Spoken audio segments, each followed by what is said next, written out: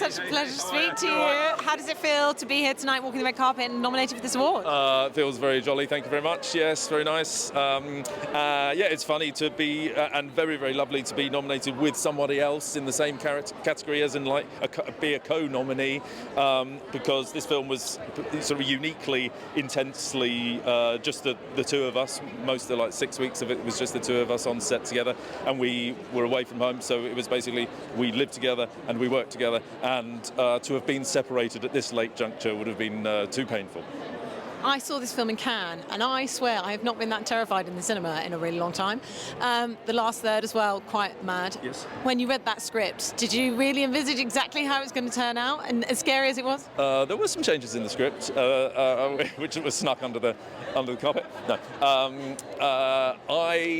No, I didn't really know how that was going to be done. Well, you can't really, and I'm still not really sure how it was. I do know it largely was being very cold and slimy for about 7 or 8 nights. That's all I remember. But yes, no, it was. I think that was the second time I'd seen it. Was in Cannes, and it had changed. Just obviously the film hadn't changed, but my response to it changed so much from the first time I'd seen it. And I do think it's a kind of film that people's responses, if they choose to see it more than once, would be very different each time. And sort of despite the sort of dark nature of the film, it looks like you must have had quite a lot of fun creating all these different characters and also working with, the force of nature that is Jessie Buckley. Well, exactly, yeah. I mean, she's pretty good fun, and she's pretty astonishing to work with, and to be able to work so closely with one other person is really kind of special anyway, but when it's someone as special as Jessie, it's even better. And you seem to make so many interesting decisions. You can go from theatre to film. What's the importance of independent film, and how do you see the health of it, looking at the selection of films on the lineup tonight? Well, yeah, I mean, it's always sort of been the films that I first sort of gravitate towards, and the films that I like to go and see at the cinema. So the more variety of stories, the more variety of storytellers, and the more people that get to make a film, the better. Are there any that stand out for you? Have you seen many of the films that are nominated? I saw After Sun the other day, which I loved, yes. And I can't remember any of the others now, completely drawn a blank. Can you tell us what you're going to work on next? And do you have any sort of itches left to scratch in terms of your career, people you want to work with, the genres you'd like to try? No, it's mainly just doing different things and hoping you bump into people that you enjoy working with. I mean, I'd happily work with Jessie another 1,000 times, but she's quite busy herself. I think the idea of prioritising people's mental health as well as their physical health is still something that isn't quite at the forefront of our industry's drive.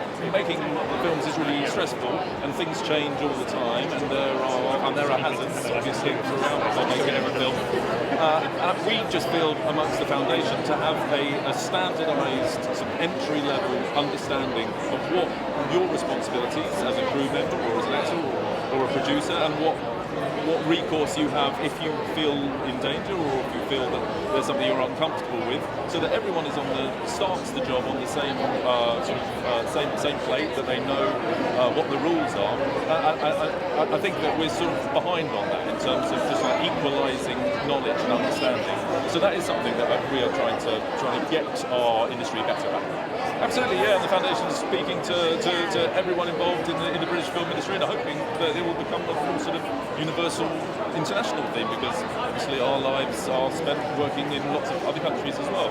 And quite often that's where the risk comes or increases, is when you think you understand the rules from your own national way of working, and then you go somewhere else and they have a different way of working, and where those two worlds collide. So just that sense of increasing the across borders, but also within our industry. Yeah, I mean it's a pretty distinctive film, and it's been quite. Obviously, I've played lots of different characters in it, and not many of them particularly nice. So first time I saw it, I did realise this is going to be unnerving for people who bump into me in the street after they've just seen the film. And I did actually go to a pub recently, very similar to the pub in the film, and the person behind the bar looked up and went, "I just saw it last night."